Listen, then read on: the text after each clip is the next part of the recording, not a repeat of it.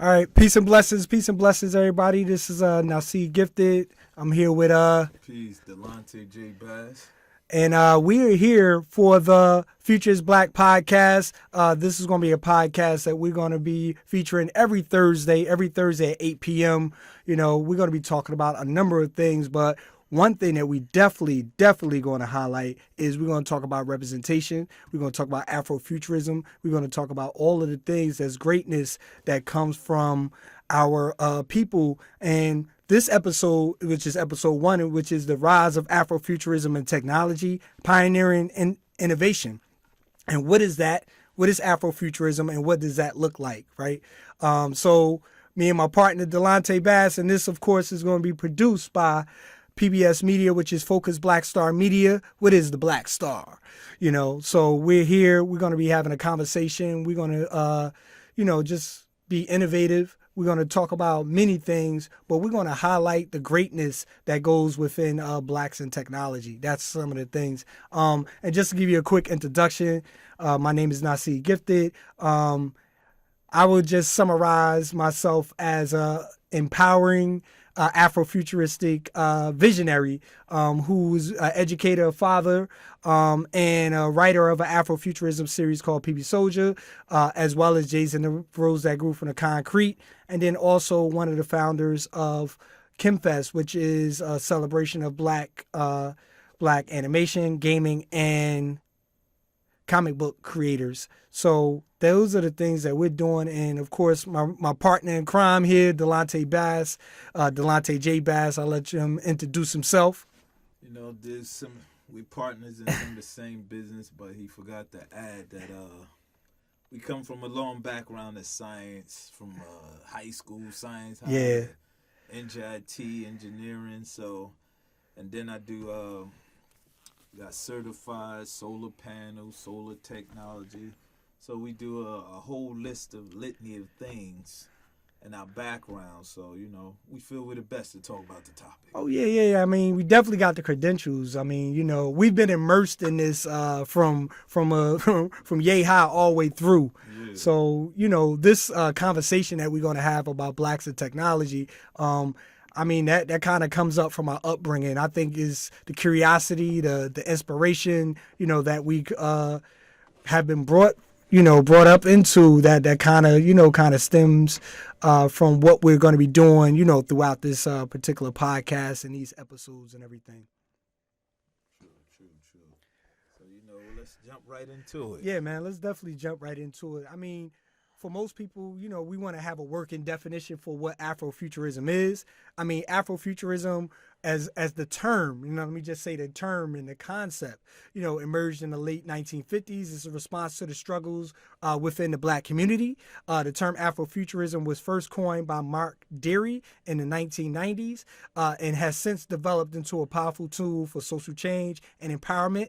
It aims to create the future where black people can exist beyond the traumas of slavery, colonialism, and racism. And it's a genre that envisions the future from a black perspective and celebrates cultural heritage, spirituality, and innovation. And Afrofuturism has been implemented in all various art forms, including music, literature, and visual arts. So we kind of see this throughout, and there's a ton of individuals that we're going to talk about on these various podcasts who have been inspirations. But Afrofuturism has its hands back in, the early 1900s where you have Booker T. Washington and those other individuals. And then you have the slave, the former slaves who had the vision of freedom. Those type of things. But I want to kind of get back into, like one of the first Afrofuturists I look at, and one of the first engineers, architects, scholars, and everything. And I'll talk about Imhotep, right?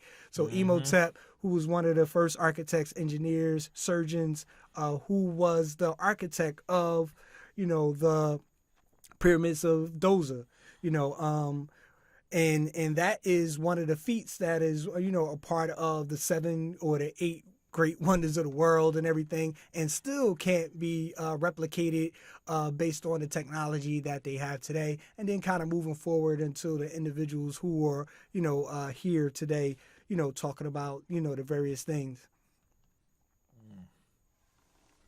Okay. Well, we moving on to the present time. We also got to talk about the effects of Afrofuturism in music, the fashion, the art. Like he said, music, you have people like Sun Ra, Janelle Monáe, different various artists that merges like technology with music. Sometimes you don't realize it until you really start to study it, like who's in it, what makes that artist Afrofuturism. And like what is the concept or the basis of any artist that go in that field. So it's like, I mean, why do we think it's so important? I mean, because part of it, and what I love so much about Afrofuturism is, we have this past that we go from greatness, and then we go through the trauma, right? And then we talk about the present when we get past Jim Crow, and then now we moving into this era.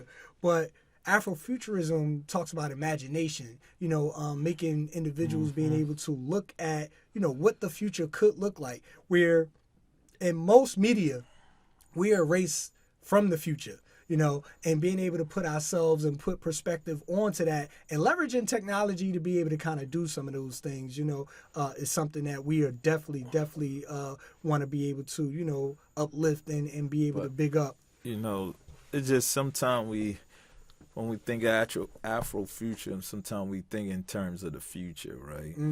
But it's not always a future thing. Sometimes it's a now. And how we see ourselves in technology or in any art. For example, what we consider Afrofuturistic movie in some form was the movie Spike Lee did with the girl. See You Yesterday. Yeah. Yeah, See You Yesterday. Yeah, definitely. That would be considered one, but it's not deep future. Is like set in the time we in today. So, so people don't get confused and thinking you got to think of like something like Black Panther or something like that. Sometimes, I mean, well, and that's the narrative that Afrofuturism started with Black Panther, but Afrofuturism been a concept, been something. It just got more popularized in what we call it. Let's see. Again, it's mainstream. Mainstream now it's media. becoming more mainstream because of Marvel and them did something with Black Panther and everything. But Afrofuturism has always been a concept of people just trying to see themselves in the present and then projecting into the future. Yeah, and also I think it comes from what perspective you're looking at it from. Like as a female, a male, what field of work you in science. So it varies for some people. Like some people, they look at Afrofuturism from a straight technology point. Some from a science like chemistry. Some may see it from movies, the music. So it's a variation how you look at it. But I think it's just us as Black people, indigenous people, bringing our experience into a movement. And sometimes the movement is hard to quantify, qualify, but we know we have something. Yeah, definitely. We definitely have something. So what's your feelings on Afrofuturism and when we talk about AI? What does that look like? What has been your experiences? I mean, I know what my experiences have been with AI, but when we talk about the Afrofuturism lens and how AI kind of plays out with that. When I see AI, I look at it as Afrofuturism, far as that, is like making dope graphics or cutting down your work, like helping you like sharpen certain things, ideas you want to project, but we have to, like you always say, we have to control the narrative that AI is pushing. Oh yeah. Because we're not the programmers a lot of the times, that's writing the language and the script that's going into your chat GPTs and some of the other platforms that are actually being more popularized. Oh yeah, and if you definitely, if you're tuning in, please, let us know where you're tuning in from. This is going to be one of the first of many of the podcasts. Once again, my name is Naseed Gifted. That's my co-host Dilettante J. Bass, and this is the Phocused Black podcast. And just want to kind of continue with the whole AI piece that you was referring to, brother. Because I don't know, not too long ago, recently they were showing the racism within AI. Mm-hmm. So that's why it's important that we go into those fields to eliminate that. So we create the character we want. We create the narrative. We create the image that's needed to project us or be seen in the future in the light that we should be. So that's something we really got to work on. Like, I always look at it like we really, really have to go into these science fields. Oh yeah. Because so with that, I got some stats for you real quick. So the black talent, which is underrepresented and one of the fastest growing, in the technological roles. So when we talk about the STEM fields, we talk about STEAM, which is science, technology, engineering, art, and mathematics, or just STEM, which is science, technology, engineering, and mathematics. These are the largest growth markets. When we talk about job opportunity, we talk about entrepreneurship, then we talk about the largest growth market over the next 10 years, right?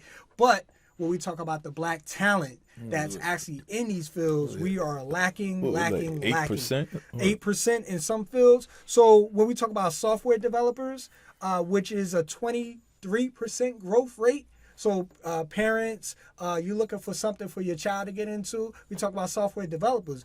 But as far as the black talent pool, and then, we talk about how to close the gap and everything, that's 4% of the individuals that are in that field or, represent, that black talent. I mean, and then you get into IT, project management, all of those different things, which has 11% growth market over the next 10 years. We had 13%. So we're a little higher in that. But on average, we're less than 5% in all of these fields. Well, why is that?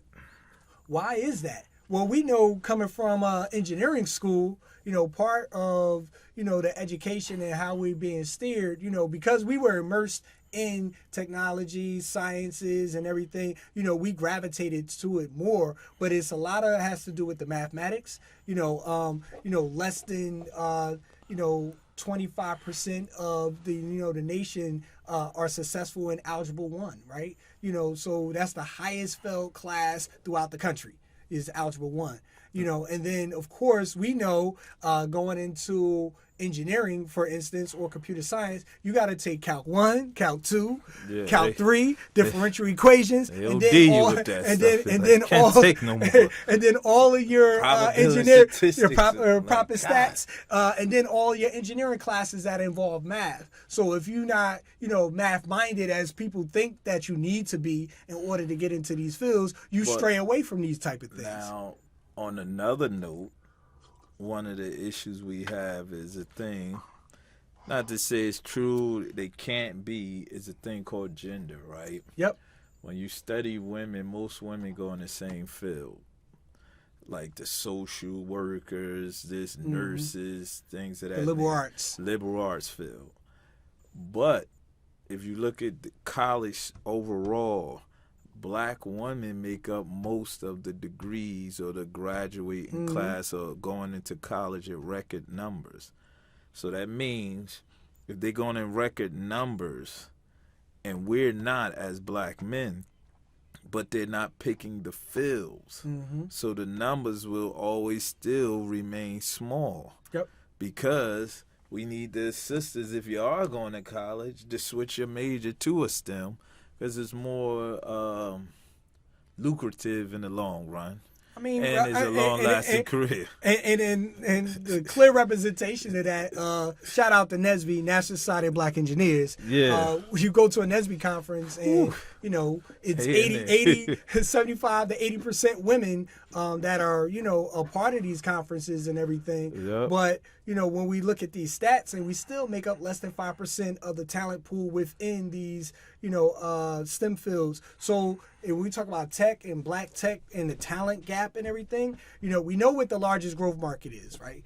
How do we make sure that we expose young people as well as young adults who are looking to transition, into these fields to be able to not only take advantage or, be a part of these pipelines, but, actually be able to change their community because they are a part of these pipelines. But, some of the change comes from the concept of how you view education in school. Mm-hmm.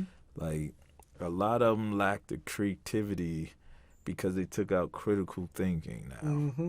So part of us to grow in tech, we also have to think in terms of ownership. As far as ownership of companies, our own tech company. What's our friend Tosh? I don't know, went to university, she started her own science company, mm-hmm. doing numbers. But we need more of that, because if we keep relying on someone else to hire us, it's not happening. Oh, yeah, definitely. Because they're eliminating diversity positions, inclusion positions. Mm-hmm. So a lot of us got the jobs through there. So what we have to do is some of us that's in the field have to reach out and go back and bring others in. Mm-hmm. And then like in NSBE, Naseed Black Engineers, or any of these tech fields, with the whole concept of work from home, it made it more of us interested in it because nobody want to go and work. But what has to happen is people that's in it, that's been in it a long time, they need to branch off and be able to create their own institution, mm-hmm. so we can bring others up, Cause and part of, for individuals coming from the urban communities, part of it is exposure, right? Yeah. We went to a magnet STEM related high school, so we got exposed to that. So when we transitioned to an engineering institution, it was a little easier for us because we were already exposed. A lot of individuals, that's coming from our backgrounds in our communities are not exposed like that. We don't grow up next to, engineers. We don't grow up next to scientists. Yeah. IT support, network architects, or any of those type of fields and everything. So just the curiosity and to be able to ask those type of questions, because most of the time when we were in college, when we talked to individuals, it's because they went there because their uncle was a part of the, that particular field. So they got some type of exposure to it. We were going in blind. We didn't know nothing about anything, with regards to, I know I wanted to be an engineer. And I sought out to be that. And that was because I had one unique experience, at Bell Laboratories at the time where I worked alongside a black engineer. That's the only reason I wanted to become an engineer, as well as a part of, robotics and everything that I was in high school. And I was like one of 10 students that was a part of that unique experience. I remember when I was younger, in elementary school, I would go to Upper Bound, Stevens, every Yeah. year. But I was going there because I was part of this after-school program. And I remember the couple, Mr. and Mrs. Dennis. It was a program that Camden Middle had with Stevens University, mm-hmm. where you did robotics with Lego. Now, we talking going back. Oh, yeah. For all this stuff. Yeah, 30. before all that, yeah. And then in the summertime, we go there, just like you said, it was access. Yeah. No, and it's definitely access. Was allowed you to open your mind to new fields, new things you can do. And then there's a thing of what is it that you want? What are you trying to achieve? What do you see yourself? Because some people don't see themselves able to do tech. Oh, yeah. Or when they think of... But there's so many different levels of tech that, you could get real techie, so when we got into programming, back in our day, we did Fortran, C++, and all that stuff. I took one programming class. I was like, nah, I'm not doing programming. That takes a special type of individual. Shout out to all of the computer programmers out there who who I can look couldn't at do code, it. analyze code, and stand they're in there the Matrix. and just see all of the Like- flaws and syntax errors and everything that Yeah, comes along couldn't- with that. And that takes a certain type of skill set. That wasn't me. You know, I went into electrical engineering, which was a little slightly different because I like to work with electricity. You know, I wanted to build the Voltron Lion. That was my thing. You know, and Zed. yeah, that was my thing. And Somebody beat you out to it. well, hey. But and then build it with the brothers, and there's like, hey, the government's gonna take that and use it as a weapon of mass destruction, and then that kind of like Now they fell got to the it in wayside. China. Yeah. In Japan, they got the big Oh yeah, robot. But I had the sketch layout of the whole console. The driving mechanisms, how you start it up, all of those things. But that was like one of my inspirations. But that's the imagination piece, right? To be able to see that type of thing and work towards it and just kind of build. We were trying to take technology and use it to not for all good all the time, but we leverage technology to kind of do some things. But that's what happens when you go to a university where everybody are very curious, I would say, and technically curious, and want to be innovative, for good and bad. Yeah, for good and bad. That's kind of like where we are with this whole thing. Because even getting back to the concept of Afrofuturism, right? Mm-hmm. Come back to that. A lot of times there's an Afrofuturism that deals in fashion, like how people are using 3D printing Yep. to make clothing. Yep. Like shoes, bras, belts, even whole coats and stuff like that. So that's the way you merging two fields together. Mm-hmm. Now, when it come to now, we need to be a part of that and learn it and push it more. But sometime with one of the main issues with Afrofuture on some of the fields is finance. Mm-hmm. Because 3D printers are not cheap. And to do a good, well, you could be a part of a lab or something, but to do a good one, as we try, to make a little statue like this, it'd be 6-8 hours. So it's like sometime in our state we may don't have the time to. But it's good for prototyping and stuff like that. It is. And I believe leveraging that technology is allowing us to be able to be more creative. It's one of the things when we talk about space exploration that's going to be able to further us, because part of the hurdle or challenge of space travel is being able to lug materials, and 3D printing allows you to be able to, kind of conquer that challenge or obstacle, with regards to that, because now you just have a file and then you can reprint, parts and stuff like that. And then when we talk about settling on the moon or some other planet or something like that, we ain't never leaving the firmament. Yeah. And we talk about 3D printing, they going as deep as trying to 3D print meat and all of this other stuff. They already started. No, I'm just saying they going that now. deep. They going that deep, so being able to 3D print those type of things is just what's going to be next level for everyone who's looking to colonize the final frontier or the next frontier, I would say. And the thing too was this Afrofuture. As far as blacks and Afrofuture, we need to create spaces. There's spaces here and there popping up. Mm-hmm. You got the black text, this, that, and the other, but we have to. It's like we creating the spaces, but what's missing to really push it is the marketing. Mm-hmm. Like, you don't see too much marketing on the Afro tech front. It's like they're in their own little silos. Like, here. Like, if you don't know, you don't know. Yeah. But, and if you ain't immersed in it, that's just go that's right pretty much it. Nobody ain't. Yeah, nobody knows about you. Nobody knows what's going on. Yeah, because sometimes we have to start pushing this like anything else. Like a pair of Nikes, how they push clothes, this, that. Like, or how they push the war between cell phones. Apple versus Galaxy. We need people talking about Afrofuturism in the same manner. Mm-hmm.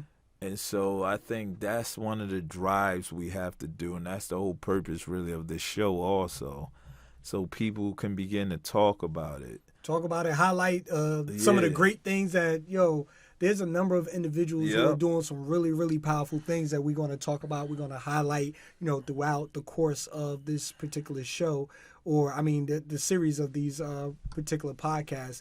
Shout out to everyone who's tuning in right now. This is the Phocused Black podcast. Let us know where you're tuning in from. If you like what we're talking about, please put it in the comments. Let us know what you're thinking, about what we're talking about. And what are your feelings about Afrofuturism and technology, and how we are not only want to be, just consumers, we're talking about being creators of innovators within this, space of technology, man. That's really what we want to kind of highlight. We want to get people to get involved, but not just be buying and consuming this stuff, but also just creating and innovating within these particular spaces. Yes. That's what we need, because the future is black, my good. Yeah, the future is black. Definitely. So, I know we kind of talked about artificial intelligence and, just kind of tapping into, how there is biases within artificial intelligence and everything. Yeah. And that kind of also talks about, telling our story, telling our narrative, getting more people into programming, network systems and everything. So you can actually have that perspective, when we talk about Afrofuturism, when we talk about tech, when we talk about all of these things. And one of the biases that we've noticed when we talk about futuristic or Afrofuturism, most of the male if you do text to image or text to video generations, generally when you talk about Afrofuturism or you talk about the future and you want to depict black faces or black bodies in the future, generally they feminize the male. Right? Yeah. They take the male body and they feminize it. They either add breasts, or some other type of way, and that's just from the programmer's perspective of what they see the future could look like, right? Or what they want it to look like. Or they want it to look like, right? So we need to be able to tell those narratives and own that story and everything, because that's the imagination piece that us as young people were exposed to, but now, as individuals who are, being experts and leaders within this space, and taking that vision and moving it forward and being able to raise the next generation of technology leaders, within this Afrofuturism space. That's something that we want to kind of keep pushing and get individuals to be able to kind of do. There's a number of tech, when we talk about the metaverse, right? And metaverse designers and how they're paying these individuals who are creating, gaming technologies basically to get like $450,000. A lot of people don't even know that these are fields that you can actually tap into that are well-paying opportunities, but you got to get in it while it's hot, because you can't get on the tail end because, a lot of people are already touching in these spaces and everything. But we talk about the gaming industry is like $1 billion market, right? It's animation is $1 billions market. Being able to tap into those things, I always, and when I talk to people about, technology and leveraging tech and all of this stuff, I think of a couple of things, especially in gaming and animation, right? Look at, if you ever get the opportunity to beat a game, you'll see the game credits. You see all of those individuals that's involved in making those games. You have the story designer, you have the programmers, you have, the individuals who create the sets and scenes and all of these other individuals. Those are job opportunities for people, but, we're the biggest consumers of these products, as far as gaming, animation, anime, all of those things, right? But you could take your passion and turn it into an opportunity for you. Because here, I know me and you, we always, stress entrepreneurship. It's not just about, getting a job or getting an opportunity, because job we know is just over broke, right? So we don't want you to just get a job. We want you to get an opportunity that could be lucrative, not only for you, but for your family. And then by you impacting your family, you can impact the community as a whole. Okay. What's some of the other points we gonna hit on today? Well, I mean, so augmented reality, your feelings on that as far as Afrofuturism and how we examine that and how is that shaping, various experiences. Technology also varies. The Afrofuturism will be shaped based on people's experience within their lives. Mm-hmm. Like, for example, during COVID, certain things flourish. Mm-hmm. And soon COVID was over, everybody back outside, it died off. Like, people even take the Oculus. Everybody bought it. Or the Oculus. Yeah, Oculus. Yeah. Right? Soon COVID over, put that down. It's like a new toy. Same with some of this metaverse stuff. Like, it's like it comes and goes. Like, people think it'll catch on. So for me, as far as VR, virtual reality, a lot of that stuff to me, like, comes and goes. Mm-hmm. Comes and goes. Like, just a new thing, because take virtual reality. Mostly if I ain't at an amusement park or somewhere or some type of place like that, event place, like fun play, I don't really care for that. I don't log on. I'd rather be dealing in reality right now. Oh, yeah. I mean, some of that stuff is escapism and everything. Yeah, that's But it. I mean, you gotta admit there was some dope experiences when we went to the Tribeca Film Festival and they had the whole floor. Now that was that was different. Now imagine we put our lens on the those different type of experiences that they were talking about. So just to kind of describe some of the stuff, we watched a virtual reality movie, right, where you are.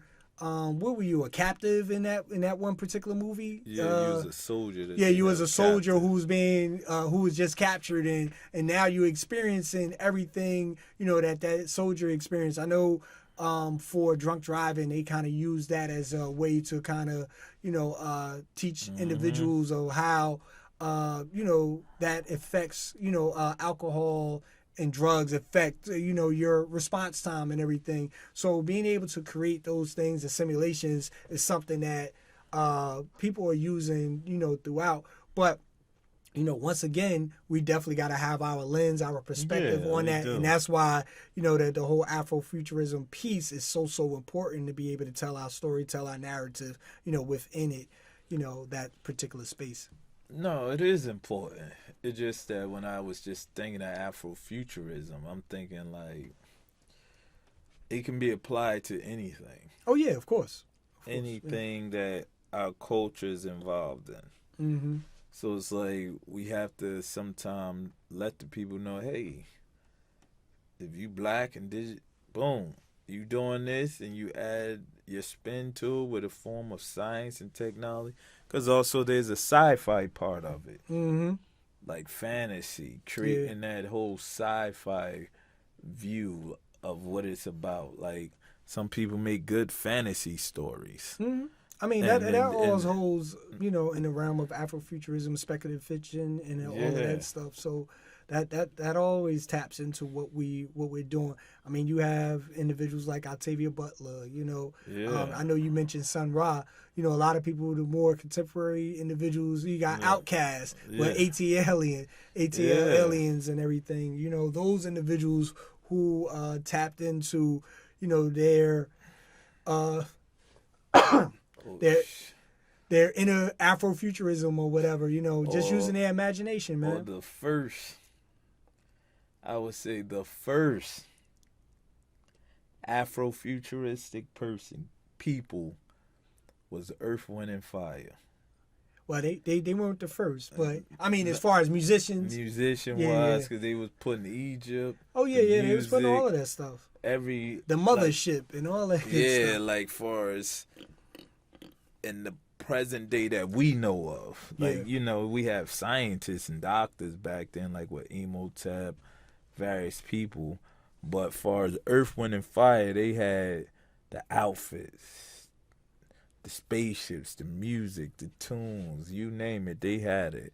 So I would say they were beyond their years. They were thinking light years away. Oh yeah. They definitely was in tune. Yeah. They were in tune with the universe, in tune with the Afro piece, as far as Afrofuturism and everything.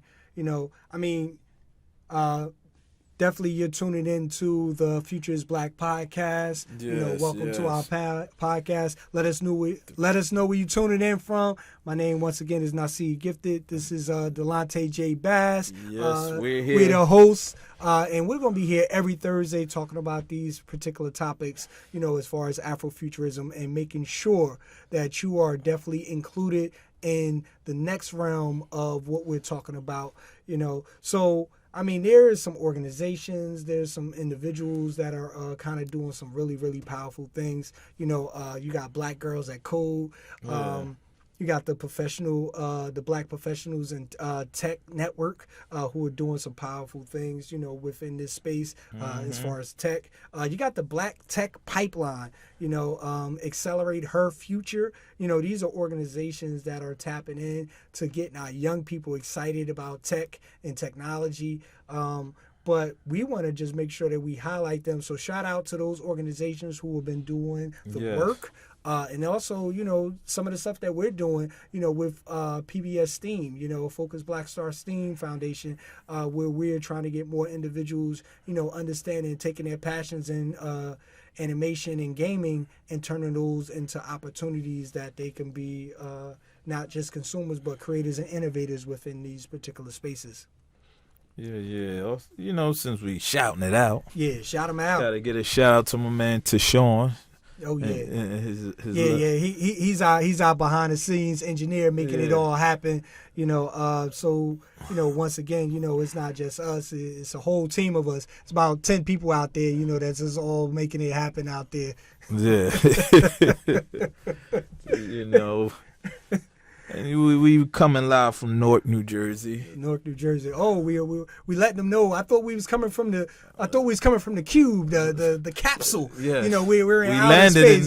We landed in Newark. Oh, okay. Yeah, we landed in here. Yeah, I thought we were transported somewhere, and we are everywhere. That's what it is. We might zoom up out of here too, out of this city soon too. And head to another place that's warmer. Oh yeah, definitely. It's definitely cold out here. Yeah. But we're embracing all of this. As far as this particular space and everything, man. So I mean, we definitely want to encourage listeners to support this Afrofuturism movement. A lot of the things that we're doing. Part of some of the stuff that we're doing. We got some upcoming projects that's coming up. And coming out, we got our animation, P.B.Soldier, The Awakening that's coming out. We got the Jazen, the Rose That Grew from the Concrete Afrofuturism Experience happening in October. And we got KHEM Fest happening in April in Miami. The weekend of the 21st. Come on out, be a part of that. We have the Wakanda Ball. We got the Bike Con week. That's all a part of. We doing the Phocused Black Tesla light show. The Phocused Black fashion show, that's all a part of the BikeCon week, which is going to be the 10th annual KHEM Fest, man. 10th annual KHEM Fest, man. 10 years. Yeah, 10 years, man. We've been doing this, man. So, we are not shy of credentials, So if anybody who gives them authority, who allows them to give be ourselves able to, authority. I remember our mentor, said if they don't have it, we got to build it, and we just kind of take it. You know what I'm saying? Yeah. So they didn't have a table for us to sit at, so we built the table ourselves and pretty much just built the cube for you. We built the cube, and then shout out to Melvin, man. Melvin, yes. We're in Melvin Studios down here in Downtown Realty. Shout out to that. We want to definitely make sure that we want to thank you all for tuning in, making sure that you can tune in to us. We're going to be having this podcast, The Future is Black, every Thursday at 8 p.m. Yes. Encouraging Let your friends and family know about us. We're going to be bringing it to you, at you, and around you. Let you know that, technology is alive and well, that, you will belong a part of this industry and everything, and that we're going to look to inspire it and make sure that people are a part of everything that's here. So, just kind of recap, some of the things that we were talking about. There's a number of spaces that we are in, and there's some inspiration. When they think about Afrofuturism, the first thing they think about is Black Panther. So for those who are just being introduced into the space, yes, we're talking about Black Panther. We're talking about Wakanda and beyond, right? We bring in Wakanda to Newark. We bring in Wakanda to Miami. So we want you to be all about all of this stuff that we are talking about each and every week that we're going to be bringing the Futures Black podcast. We thank you. We thank you. We thank you. Yeah, we definitely thank you for being a part of this. And in closing, the future is not created. No, I'm gonna mess the whole quote up. I messed the whole quote up. It's all right. It happens. Once again, thank you for tuning in to the Futures Black podcast. We just having a conversation, and we want to continue to keep doing this each and every week. Build each and every week. And we're gonna build. Thank you, man. All right, Peace.